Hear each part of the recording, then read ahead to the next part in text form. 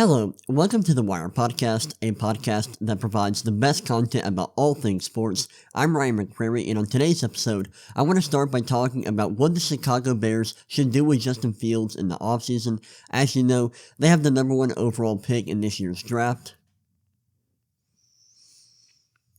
Hello, welcome to the Wire Podcast, a podcast that provides the best content about all things sports. I'm Ryan McCrary, and on today's episode, I want to talk about what the Chicago Bears should do with Justin Fields in the offseason. It's most likely that the Bears are going to have the number one overall pick in this year's draft, and the 2024 NFL Draft has an incredible quarterback class. And I want to discuss whether or not they should move on from Fields, should they trade the number one overall pick. I'll give my thoughts on that. I also want to talk about the Los Angeles Chargers, who recently fired their head coach and their GM. I want to talk about some people they can bring in as their head coach or their GM in the offseason. I also want to talk about some roster decisions they have to make, some guys they can potentially trade or cut. So I want to talk about all the decisions they will have to make this upcoming offseason.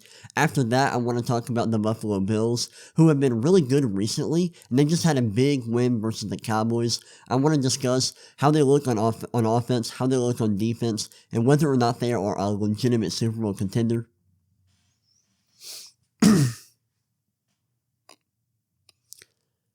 Hello, welcome to the Wire Podcast, a podcast that provides the best content about all things sports. On today's episode, I want to start by talking about the Chicago Bears and what they should do with Justin Fields in the offseason. Should they trade him because they're likely going to get the number one overall pick, or should they trade with their first round pick? Hello, welcome to the Wire Podcast, a podcast that provides the best content about all things sports. I'm Ryan McCrary, and to kick off today's episode, I want to discuss what the Chicago Bears should do with Justin Fields in the offseason. They're likely going to have the number one overall pick, so I want to discuss whether or not they should trade the number one overall pick, or should they trade Justin Fields. After that, I want to talk about the Los Angeles Chargers, who just recently fired their head coach and their GM. I want to talk about all the decisions they're going to make in the offseason, bringing in a new head coach, a new GM, and potentially trading and cutting a lot of their big-time players on their roster. After that, I want to talk about the Buffalo Bills, who have been really good recently, and I want to discuss whether or not they are a legitimate Super Bowl contender. After that, I want to talk a little bit of basketball. I want to talk about the Los Angeles Clippers, who, like the Bills, have been really good recently. They're on a big win streak. They've been great since trading for James Harden, and I want to discuss whether or not they are a legitimate championship contender. And then lastly, to end the episode, I want to talk about Scoot Henderson's rookie season, what he's done well, and what he's done not so well, because honestly, he's had a rough rookie season, and I want to discuss whether or not we should be concerned about the way he's playing so far. That's what we have on tap for today's episode. I hope you're excited. I know I am, and let's go ahead and dive right in.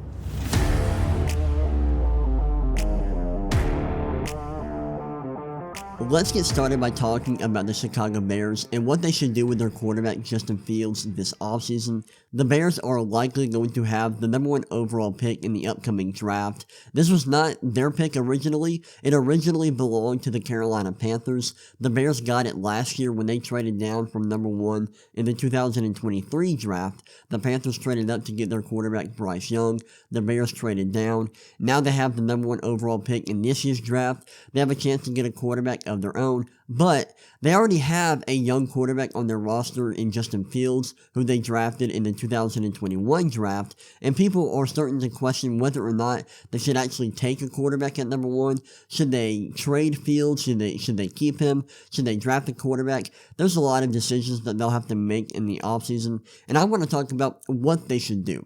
Now, first, I want to start by talking about the season that Justin Fields is having and how good he is as a quarterback. I think that's the first thing you have to talk about when you talk about this whole discussion. So let's talk about the way that he has performed this season.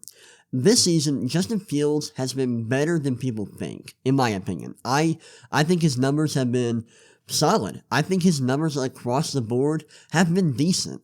Not elite or anything, but they are not bad. And I think that there is this narrative, or I think people have this assumption of him that he is one of the worst quarterbacks in the league. That's what he looked like early on in his career, but he's gotten a lot better. He's gotten a lot better over the last two seasons, and now I think he's a solid quarterback. I think he's definitely a top 20 quarterback. He's solid. Not terrible. I don't think he's bad whatsoever. Is he elite? No. But this season he's been pretty good. He's above average in big time throw rate, turnover worthy play rate, and adjusted completion percentage. And if you don't know, adjusted completion percentage is basically the percentage of a quarterback's throws that are accurate. So he's above average in terms of the number of big time throws he's generating, the number of throws that are considered turnover worthy by PFF, and how in the percentage of his throws that are considered accurate. He's also become one of the better deep ball throwers in the league. His deep ball is great. That's one of his best traits, his ability to push the ball down the field. It's been great this year. And honestly, he's been one of the 5 best deep ball throwers in the NFL this year, which is awesome. On throws 20 plus yards down the field this season, he has 11 big time throws to 0 turnover worthy plays, which is awesome. He's also top 3 among quarterbacks in basically every single rushing stat. He isn't quite the game-breaking runner that he was last year, but he has taken a step up as a passer, so his rushing production has gone down a little bit, but in my opinion, that's a good thing. I think it's good that he's taken a step forward as a passer. That's a great thing, in my opinion. I will say some of his numbers don't look great. When you look at stats like adjusted EPA per play and success rate, he's not great in those. He's 23rd in adjusted EPA per play and 29th in success rate. I do want to make it clear that these stats are more team stats than these other metrics that I've talked about. So I think the fact that he plays on the Bears, who aren't a great team, is impacting his efficiency metrics, but you still have to take that into account. You still have to consider that. He also hasn't had a lot of great performances this year, and he has had some pretty bad performances. He has had a QBR of less than 20 in half of his games this year, which is really bad. And if you don't know what QBR is, QBR stands for quarterback rating. That's not passer rating. I know a lot of people get those two metrics confused. QBR is based off of EPA, or expected points added. It's an efficiency metric. And kind of like EPA per play and success rate, it's more of a team stat than an individual stat. It's a good metric, but it can be impacted by a quarterback's surroundings, their supporting cast, their coaching, and so that is something to keep in mind. But by this metric, he has had pretty unimpressive performances in around half his games this year, which is not great.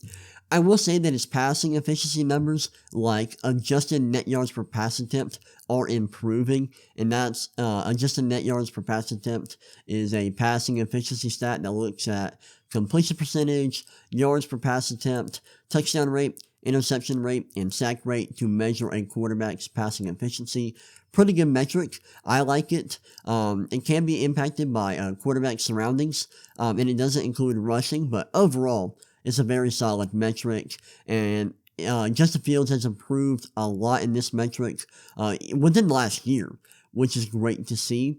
For comparison, I looked at Jalen Hurts, who is a quarterback kind of like Justin Fields, and I wanted to look at how similar their development paths were, and I found that their development paths weren't that similar. A metric that I like to use to compare quarterbacks is adjusted net yards per attempt plus.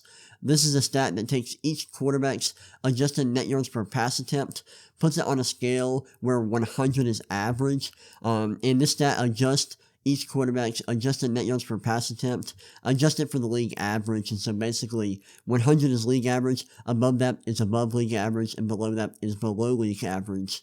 Well, when Jalen Hurts was a rookie, he played 4 games, and in those 4 games, his adjusted net yards per pass attempt plus was 95. That is the same for Justin Fields this season. And when you look at how they performed at the same age, Justin Fields right now is 24. When Jalen Hurts was 24, that was last year, he was an MVP candidate, and his adjusted net yards per pass attempt plus was around 120. I think a little bit below that, but he was a legit MVP candidate. He was an MVP finalist. It was much better than Justin Fields is now. And And like I said earlier, this metric only includes passing. But I think based on that, you can see that Justin Fields has improved a lot. I think he's a solid quarterback, not an elite one. In my opinion, he has not been good enough for the Bears to not consider taking a quarterback at 1. Does he have the potential to be a good quarterback, a franchise quarterback? Maybe. I'm not quite there yet. I'm not the biggest fan of Justin Fields. I like him more than most, I would say. I think I'm a bigger fan of Fields than most casual fans. But he does have a decent amount of issues with his game. Would it be a huge mistake for the Bears to not take a quarterback at number 1? In my opinion, yes. I think the best decision for them as a team is to take a quarterback at number 1. You just don't have this many opportunities to take such a great quarterback prospect with the number 1 overall pick. And that's what the Bears will be getting if they take a quarterback this year. Because, like I said earlier, the quarterback class this year is incredible. I think Caleb Williams and Drake May are probably the top 2 quarterbacks in this year's draft, and both of those guys are awesome. I think both of them would be the number 1 overall pick in most drafts. Those guys are awesome. Jaden Daniels had a better season than both of those guys this year, but he's older. He is not on the same development path as those guys. He was not at quite as good at an early age like those guys were. Those guys were awesome immediately in college, especially Caleb Williams. Jaden Daniels was not that good at an early age, so I think both May and Williams are better prospects than him. But yeah, in my opinion, I think the Bears should reserve free agency for filling their team needs. In my opinion, that's the way that most teams should approach free agency, and I think most teams should use the draft as a way to get cheap young talent at premium positions. I think that's the smartest way to utilize the draft, and the Bears, by taking a quarterback, they can potentially reset their rookie quarterback contract. They can reset it, which is super smart. It also gives them flexibility with their quarterback situation, because if they take a quarterback, they don't necessarily have to play him. They could play Fields right away, let the young guy sit for a little bit, and then when you have Fields and a rookie quarterback, that's a nice quarterback room, and I think that's great. It's always great to have a good backup. In my opinion, NFL teams should always use a lot of resources to have a good backup quarterback, so that's something that the Bears would get by taking a quarterback at number 1. And then if they take a quarterback at number 1, they can trade Fields, and I think Fields is a pretty valuable asset. I think they can get a decent amount for him. A few years ago, when the Panthers traded Sam Darnold, they were able to get a second-round pick for him, and they were also able to get some other late-round picks, but the top pick they got in a Darnold trade was a second-round pick. And Darnold, during his first 3 seasons, he was legitimately one of the worst quarterbacks in the league. Probably the worst quarterback. And the Panthers were able to get a second-round pick plus other late-round picks for him. So I think if the Bears trade Fields, they could possibly get a first-round pick, if not more. I think that Fields is good enough to demand that, especially if Sam Darnold was enough to get a second-round pick. I think Fields is good enough to get a first-round pick. Now, the Bears could keep Fields, trade the number 1 overall pick. They can trade back from 1. But in my opinion, I think that they would eventually have to make a decision on Fields anyway, and I think that eventually they would decide to get rid of him. I just don't think that he's worth a huge contract extension. Maybe they do. I don't. In my opinion, he's not worth a huge contract extension, which he may get when his rookie deal is up. And so I think the best move for them, the smartest decision in terms of, long-term team building, looking at it from a team building perspective, the smartest move is for them to take a quarterback at number 1. And I think that's the way they should, that's the direction they should head towards. I think that's what they will do, and I think that's the smartest decision. I will say, this is not an anti-Justin Fields take. I think he's good. I think he can be a solid quarterback in the NFL, but this is a rare opportunity that the Bears would not usually have, and I think they have to take advantage of that by drafting a high-level quarterback prospect And you have to consider that they have another top 10 pick, or they're likely going to have another top 10 pick, which is their own selection. Right now, it is slotted in at number 5, so they have the number 1 pick and the 5th pick. And so when they take a quarterback at number 1, they can trade back from number 5, which is what I would do, because they do have a lot of holes on their roster. I think it would be great for them to get as many draft picks as humanly possible. They can trade back from number 5. I think that they will have a good opportunity to do that, because there are 3 good quarterback prospects this year. And I think that if Jaden Daniels is available at 5, the Bears could get a lot if a team wants to trade up into the top 5 to get Daniels. And if they do have that opportunity, I think the Bears should take it. So, yeah, those are my thoughts on the Bears and what they should do with Justin Fields. Like I said, I like Fields, but I think it is just the right move long-term and from a team-building perspective for the Bears to take a quarterback, trade Fields, and then trade back from number 5. If all of that is humanly possible. But yeah, those are my thoughts about the whole situation. And now I'm going to take a break. When I come back, we'll talk about the Los Angeles Chargers and what they should do this offseason. Now let's talk about the Los Angeles Chargers. And before I get into all of this, I just got to say, Chargers fans, I'm sorry. This has been a brutal year, and the last couple of seasons have just been a huge disappointment. I feel your pain as a Falcons fan. I just want to say I'm here for you. This is a safe space. But yeah, the last couple of seasons have been really disappointing for the Los Angeles Chargers. This year is no different. Recently, the Chargers fired their head coach, Brandon Staley, and their GM, Tom Telesco. They fired those guys after losing to the Raiders, I believe 63-21 on Monday Night Football. It was a brutal performance, really bad. The Chargers looked like they weren't even trying. Their effort was really poor, and it was one of the worst performances I've seen from a team, especially in recent memory. And so they decided to fire their head coach and their GM just a few weeks until the end of the season. So now they have some pretty big decisions to make. They've got to get a new head coach, they've got to get a new GM, and this upcoming offseason, they're going to have a lot of decisions to make with their roster. There are a lot of guys on their team they can cut to save cap space. There are some guys they can trade. So they've got a lot of big-time decisions to make, and I'm going to talk about all of that here. I want to start by talking about some candidates they should look at for their head coach opening. I've seen a bunch of names floated around, and I actually wrote an article about this last week, or actually this past weekend. I talked about 6 head coach candidates the Chargers should look at hiring. One of them was a joke. One of them was Urban Meyer, which I'm kidding, but it would be like hilarious if the Chargers hired Urban Meyer. But seriously, I think there are a few guys that the Chargers should look at hiring, starting off with Ben Johnson, who is the Lions offensive coordinator. He's going to be a huge name this offseason when teams are looking to hire a head coach. He's going to be a popular name. He's a good play caller. The Lions offense has been unbelievably good with him the last 2 seasons. They've been great. Jared Goff has taken a huge step forward under Ben Johnson, so I think he will be a great hire for the Chargers. I think putting Ben Johnson with Justin Herbert would be awesome. I love that pairing. I know that he is inexperienced. He's never been a head coach before, but I don't think that should scare the Chargers from hiring him.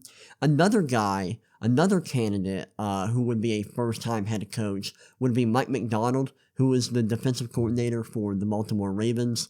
Under him, the Ravens defense has been unreal. He's been their DC the last 2 seasons, that's including this year, and their defense has been elite. It's been awesome. And so I think he is also going to be a popular head coach candidate this offseason. And like Ben Johnson, he's under 40 years old, he's young, and he is inexperienced, but like with Ben Johnson, I don't think that should scare the Chargers and keep them from hiring him. Another guy I think that the Chargers should consider hiring, I don't know how realistic this is, but that's Jim Harbaugh, who is the head coach for the Michigan Wolverines. He's been a college football coach for the last 9 years. He began coaching at Michigan in 2015. Used to be a head coach in the NFL. He was a coach for the 49ers for, I believe, like 3 seasons in the mid 2000s or mid 2010s. Went to the Super Bowl. They were great with him. So I think that would be a great hire for the Chargers. And unlike Ben Johnson and Mike McDonald, he does have head coaching experience at the highest level, which I think is a huge thing that's in his favor. After him, there were 2 names I had written down. Brian Flores, who used to be a head coach for the Miami Dolphins. Now he's the defensive coordinator for the Minnesota Vikings. And when he got hired with the Vikings, their defense had an immediate turnaround. Their defense was terrible last year. Now it's gotten a lot better. Their defense is legitimately really, really good. And so I think he would be an awesome hire for the Chargers. He was really good with the Dolphins when he was there, so I think he would be a solid choice. Another guy I think would be a solid choice is Dan Quinn, who is the defensive coordinator for the Dallas Cowboys. He also has head coaching experience with the Falcons.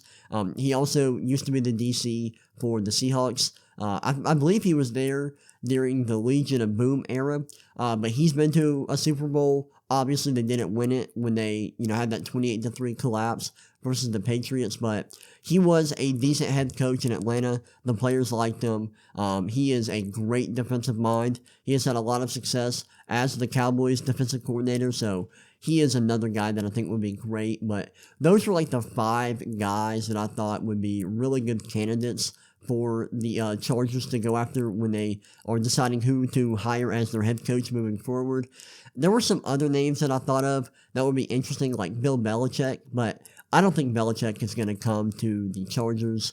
And it's not confirmed that he's going to get fired by the Patriots. I know it's being reported that he is, and I think he probably will, but he's not available now, and we'll see whether or not that changes. But even if he does become available, I don't think he's going to want to head to the Chargers because they aren't going to be competitive right away. They're going to have a little bit of a mini rebuild. It's going to take maybe a season or 2 before they're competitive. So it's going to be a little bit of a rebuild before they're competitive. And I'm just not sure that Belichick wants to do that. I'm not sure that that's what he is interested in at this point in his career. But yeah, those are like 5 names that I think they should go after for their head coaching job. In my article, I also mentioned like Kellen Moore, but he's not their interim head coach now, so I don't think they're considering him at all for their head coaching opening. I'm trying to think who else I named. I don't know if I really named too many other people, but yeah, those are some guys that I think they should consider for their head coach opening. Now we can talk about some guys they can hire to be their GM, and I'm not going to lie, I don't know all the GMs. I don't know all the front office members, so I decided to pull up this article from The Athletic, which listed 16 names, 16 people the Chargers could hire to be their new GM, and I'll go through some of the names, and I'm like, yeah, that's someone that they should go after based on what I know about the team's front office. And there are a lot of good candidates here. First off, we have Adam Peters, who is the assistant general manager for the 49ers. I like what the 49ers have done over the last couple of years. And getting John Lynch's assistant general manager would be good. I think that's smart. We also have, Joe Hornitz. I think that's how you pronounce his name. He is the Baltimore Ravens Director of Player Personnel. The Ravens are a really smart organization, very analytical. They know how to use data, so I think that would be a smart decision. And of course, I like that because I'm a data nerd myself. We also have, we have the Detroit Lions Assistant General Manager. Not sure how I feel about that because the Lions GM right now, I'm forgetting his name, I think it's Brad Holmes, seems to not be huge on analytics and drafting for premium positions, so I don't love that. What I do love is the fact that The Athletic listed Catherine Reich, I believe that's how you pronounce her last name, Cleveland Browns Assistant General Manager and Vice President of Football Operations.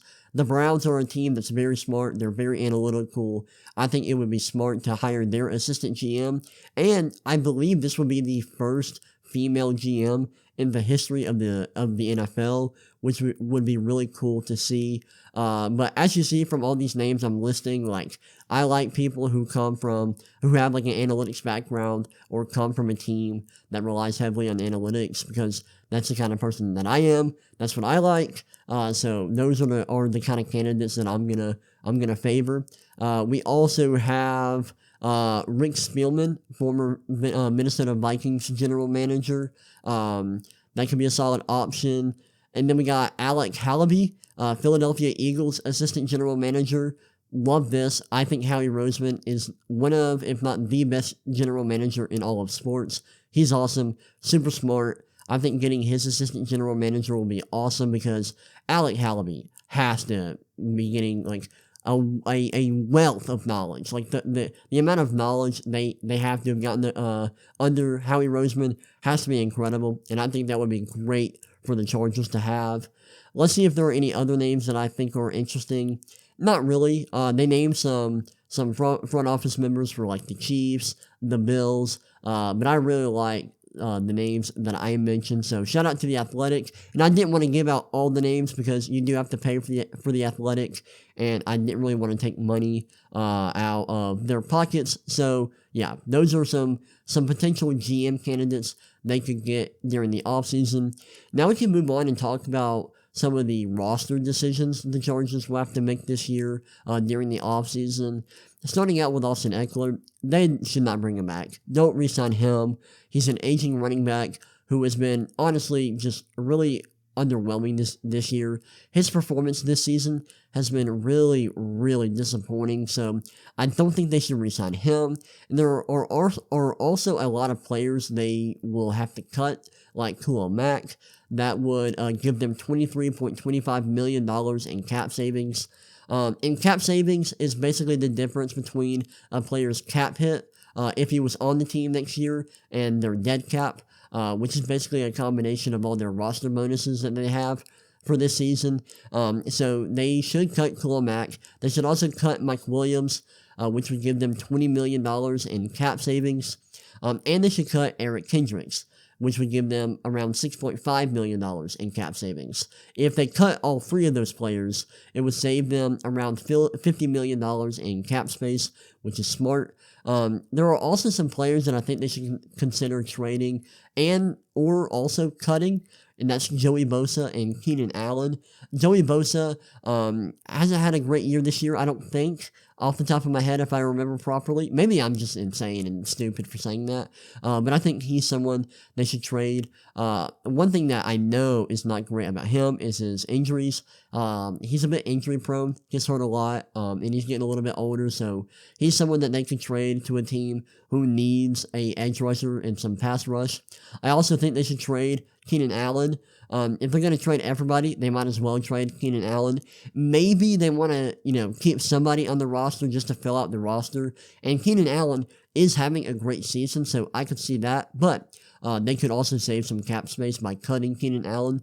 So that's something that they could/should consider. But yeah, those are some of the names that they will have to make decisions on when it comes to their roster. Their roster is going to change a lot. They're going to trade a lot of players.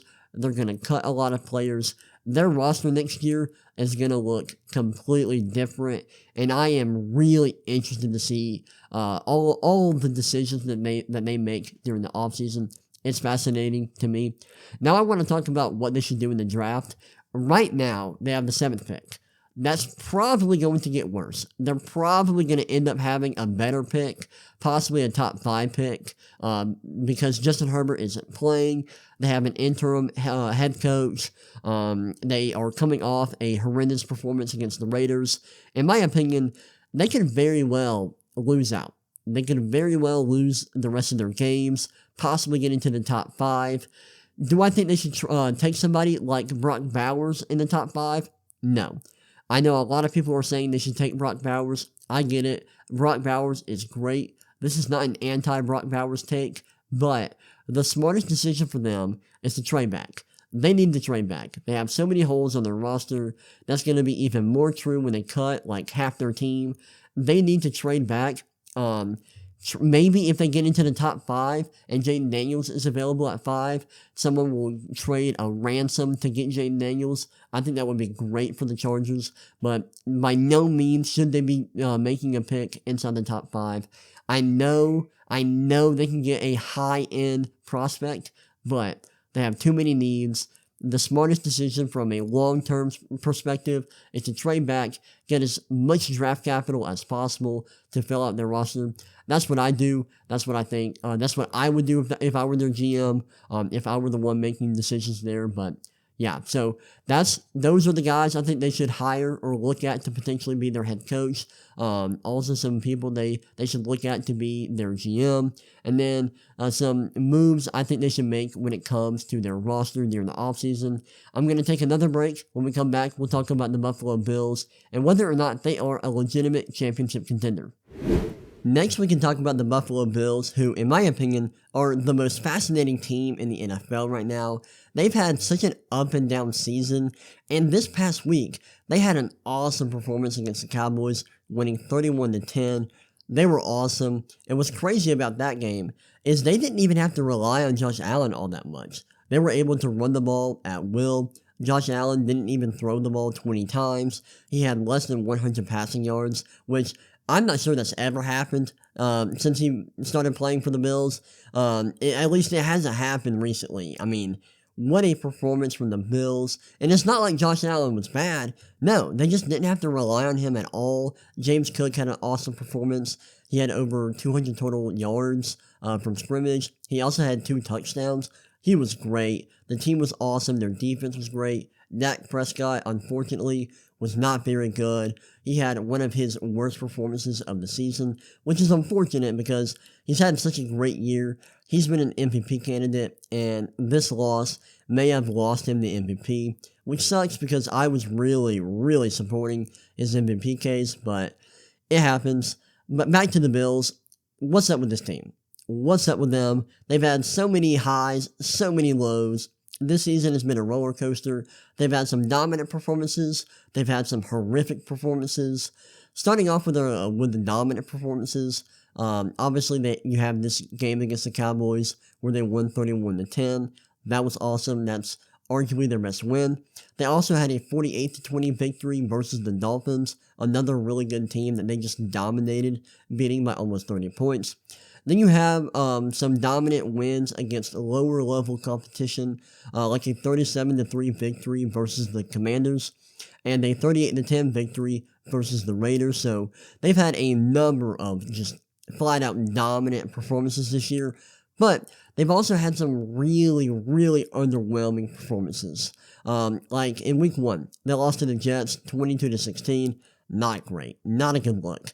They also lost to the Broncos 24-22. And then they had a win against the Giants, and although it was a win, they only won 14-9, despite the fact that Daniel Jones wasn't playing.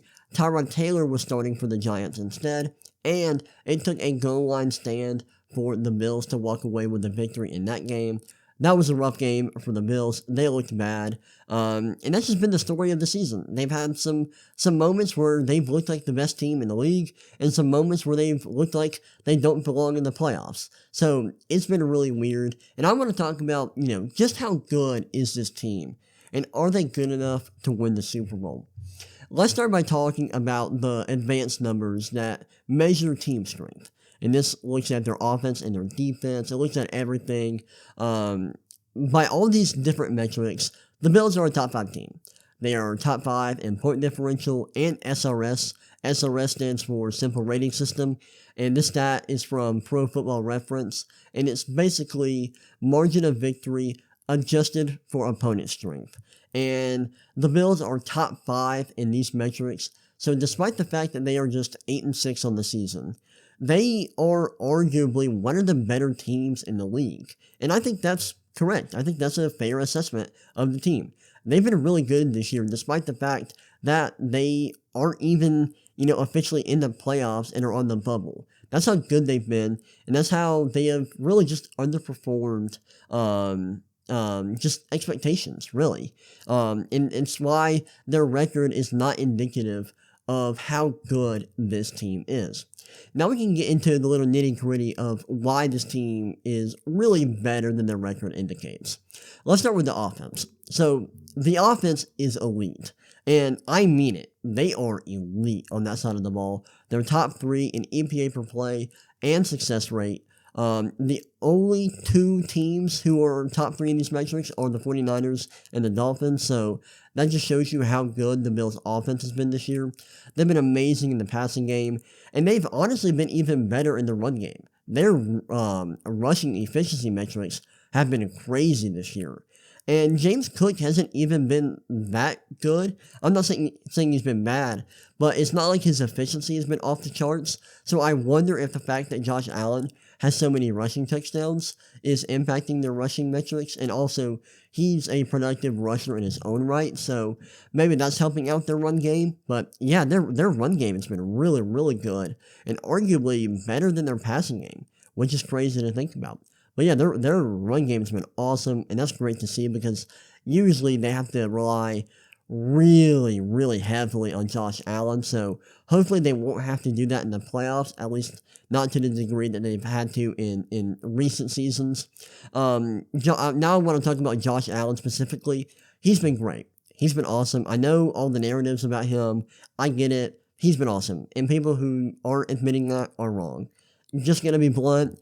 People who think Josh Allen hasn't been amazing this year don't know what you're watching, don't know what numbers you're looking at. He's been great, bar none. And he is honestly arguably the MVP. Like, I might vote for him to be the MVP. Dude is insane. He's having a great year. He's been awesome, playing at such a high level.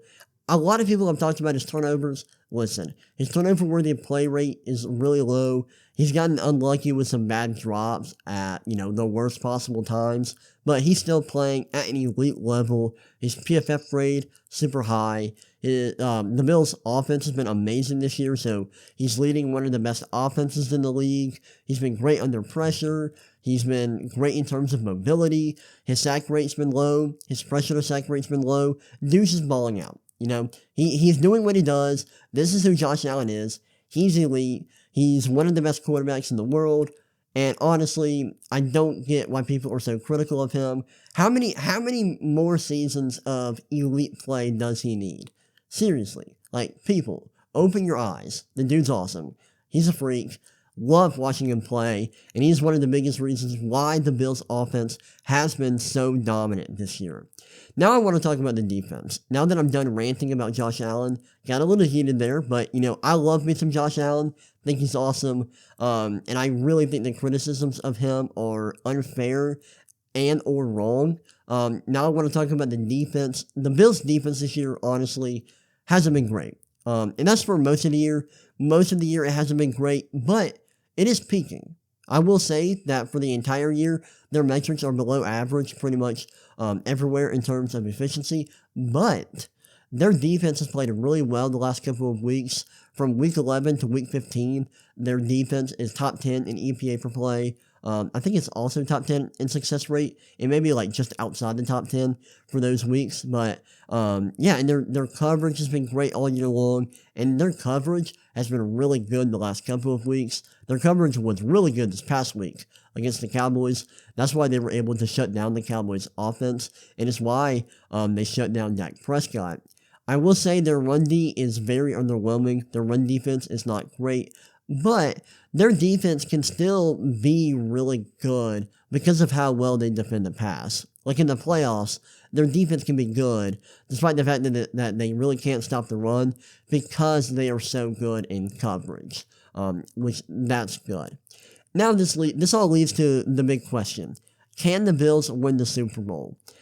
In my opinion, I think the answer is maybe. They need to continue to play extremely well in offense, and their coverage has to continue to be awesome. But I think they can, but I would probably bet on other teams like the Ravens and the 49ers, and even maybe the Cowboys. And I know the Cowboys just lost to the Bills, but the Cowboys are an awesome team. And they've been better than the Bills this year, in my opinion. I think they're better on offense and defense. in a playoff setting, the Cowboys can beat the Bills. I know they just lost by 21 points, so I may sound like a madman, but that was a one-game sample. It does matter, but I think the Cowboys may be better. I definitely think that the Ravens and the 49ers are probably better than the Bills, and so I would rather bet on those teams winning the Super Bowl, but the Bills are good enough. They have one of the top quarterbacks in the league. Their coverage defense has been awesome this year. They're really good. They can run the ball. Like, they're a good team. They're way better than their record. I hope they make the playoffs because if they do, I think they're going to surprise a lot of people and make a deep run. Because the AFC, it's deep, but I think that they can beat a lot of the top teams in the AFC. They're really good. Can't wait to see them in the playoffs if they make it, but yeah, I've been really impressed with them over the last couple of weeks, and I'm happy to say that it looks like they've turned it around and are peaking at the best possible moment, which is awesome to see. But those are my thoughts about the Buffalo Bills, their offense, their defense, Josh Allen, their performance this last week against the Cowboys. I'm going to take another break, and then when we come back, we'll talk about the Los Angeles Clippers, the season they're having, how they've been performing recently, and whether or not they can be a legitimate contender this year. Alright, let's keep it moving, talking about the Los Angeles Clippers and why they are a really dangerous team right now. So at the moment, they are 15-10. They're 6th in the Western Conference, and you may be thinking, well, that's not great or anything, like why are they such a dangerous team? I'll get into that.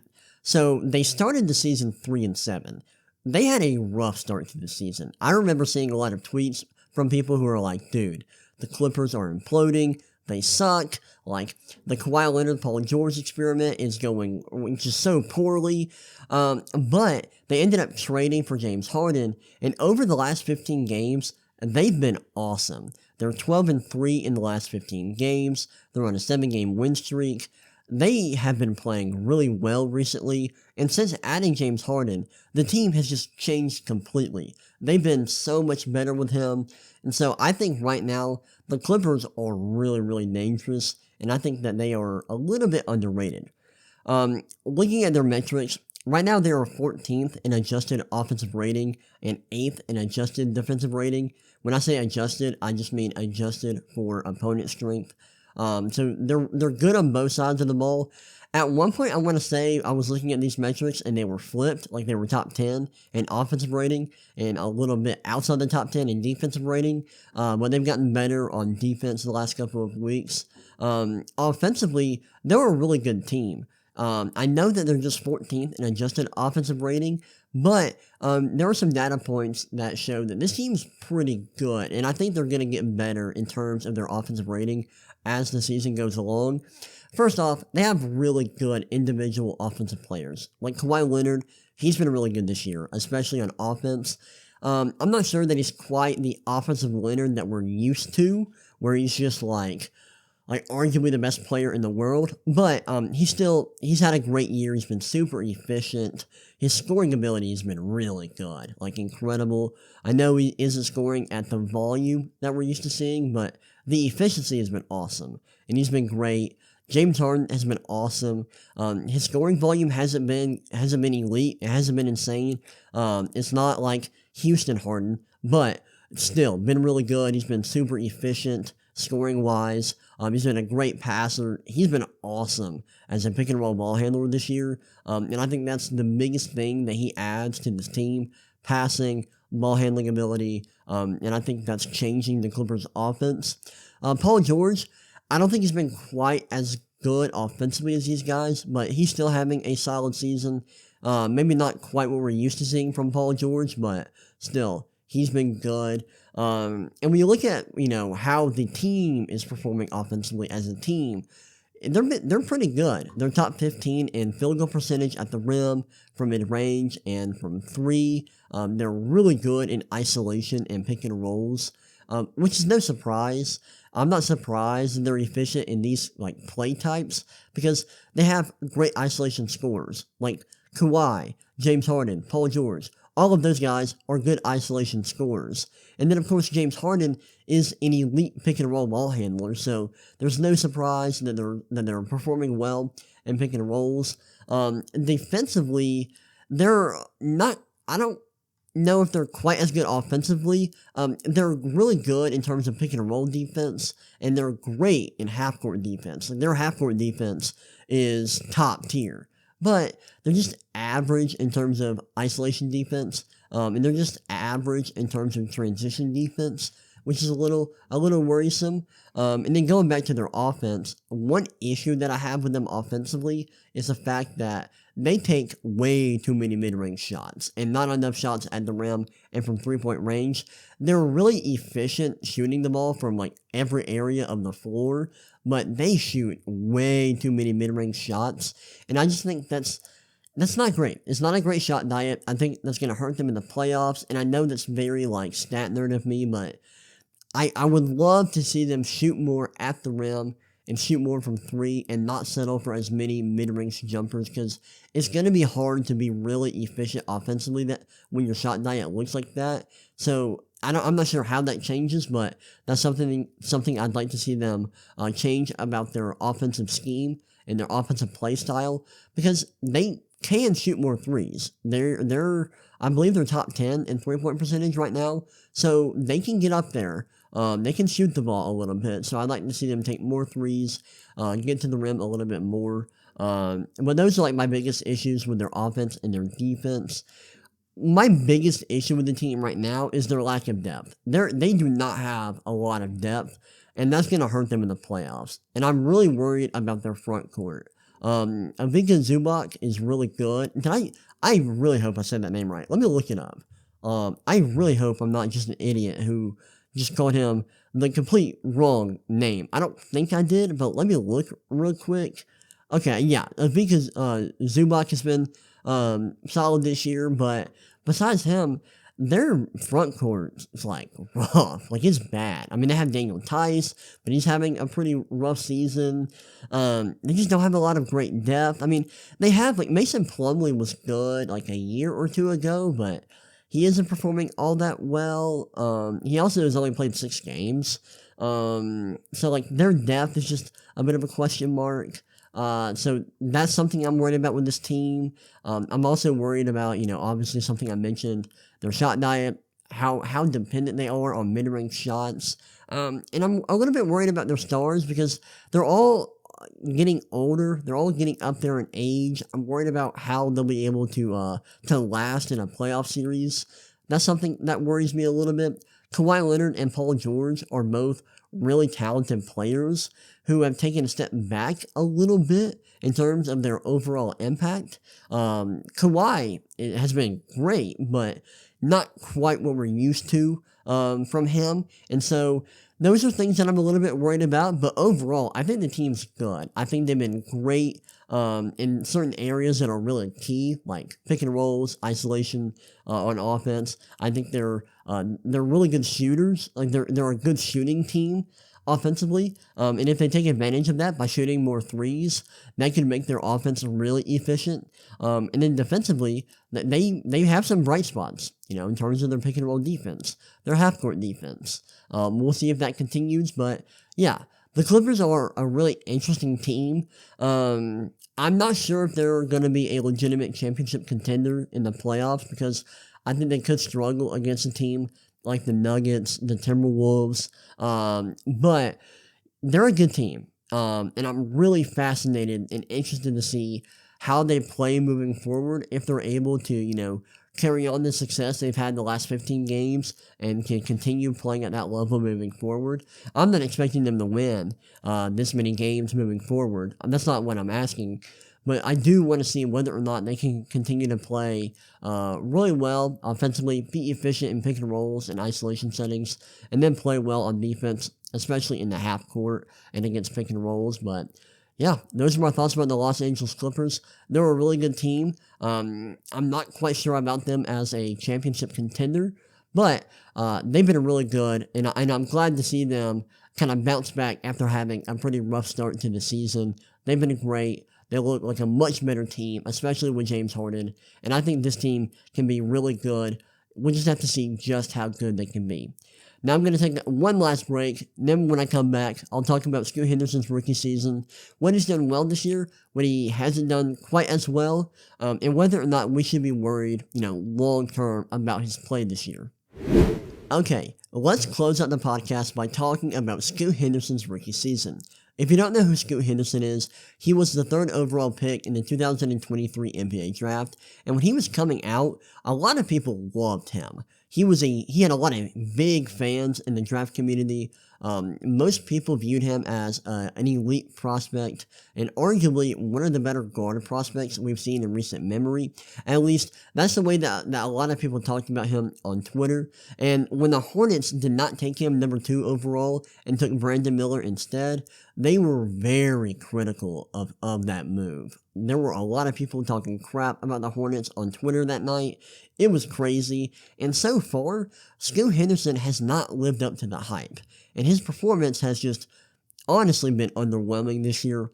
I want to talk about, some positive things we've seen from him this year, some negative things, and I want to discuss whether or not we should be, worried about long term. Like, should we, really be worried about him moving forward? Is he going to get better?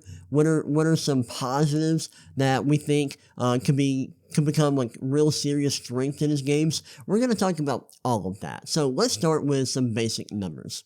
Right now, Scoot Henderson is averaging around 11 points, 4 rebounds, and 3 assists per game on 45.2% true shooting. On the surface, those numbers are not great. The box score numbers are okay, but the efficiency is not. And his shooting splits across the board are pretty poor. Now, he has done some things pretty well this year. The first thing I noted that he does well is getting to the rim. He gets to the rim a decent amount. 31% of his field goal attempts are at the rim, which is good. I think that's good. I like that about a shot diet. He's also been pretty solid as a pick-and-roll ball handler this year. I was looking at his play types on NBA.com, and he was pretty efficient as a pick-and-roll ball handler. He's also been pretty productive as a passer. His assist rate is around 25%, which is good. Not great, but good. And he has a slightly positive assist-to-turnover ratio, meaning that he is averaging slightly more assists than turnovers. You'd like to see his assist-to-turnover ratio increase, get better, but I think I'd be pretty concerned if he was averaging more turnovers than assists. So that's something that's good to see. One thing that I really like about his performance this year is the fact that the Blazers perform better when he's on the floor than when he's off the floor, which is great to see. At one point, his defensive metrics were looking pretty good, and by that I mean his defensive impact metrics. And so maybe that's something that is, helping him raise the Blazers' performance when he's on the floor. Another thing that he does well is he's a good offensive rebounder for his position. His offensive rebound rate this year is good. Obviously, that doesn't, matter all that much for a guard, but still, that's something that he does well. Now, one thing I love about Scoot Henderson, and one thing that I have to mention, he is performing a lot better recently. The last 4 games, he's been so much better, averaging around 17 points, 3 rebounds, and 5 assists while shooting 43.8% from 3 in these games. The shooting is a bit of an outlier. He's shooting around 100% from the free throw line during the stretch, which is unsustainable. But I actually watched some of his games during the stretch, and I thought he looked good. He looked great attacking the rim in these games. He looked more confident handling the ball. The passing, I didn't see much that was like, oh wow. I didn't see many mind-blowing passes, but he looked really, really comfortable as a ball handler, especially in pick and rolls. And he attacked the rim ferociously, which I loved. So it's great to see him performing better recently, but when you look at a player's production, you got to look at the whole sample. And when you look at the whole sample, there honestly just aren't a lot of positives. And now we can get into some of the negatives about his performance. The first thing I noticed was his turnover rate. His turnover rate is sky high. It's around 20%. That's really bad. And you hate to see that from from someone who is, a primary ball handler, who, is that kind of archetype as a player.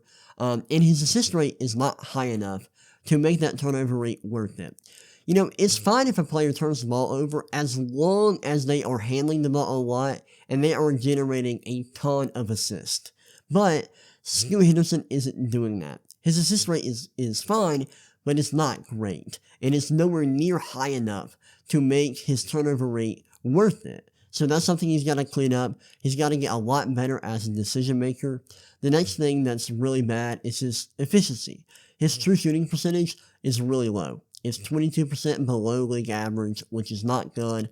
I think that's outlier low. I think eventually his true shooting percentage is going to regress to the mean. It'll get better, but for now, it's bad. And he's been a pretty poor shooter from every area of the floor, whether it be at the rim, mid-range, 3-point, behind the arc, downtown.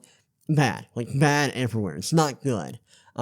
Hopefully that gets better, but for now, that's been a serious issue. He's got to be more efficient from basically every area of the floor. Now, I think that before coming to the NBA, he was playing in the G League, and then he was a pretty solid mid-range shooter. He could get to the rim. He was a decent finisher.